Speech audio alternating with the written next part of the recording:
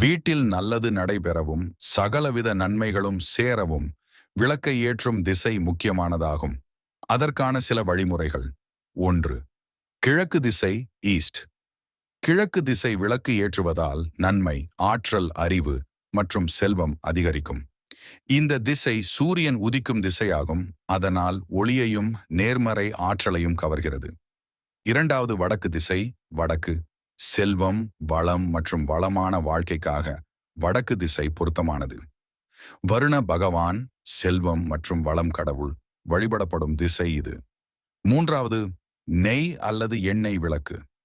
நல்ல நற்செயல்கள் நடைபெற வேண்டும் என்றால் நெய் விளக்கை ஏற்றுவது சிறந்தது.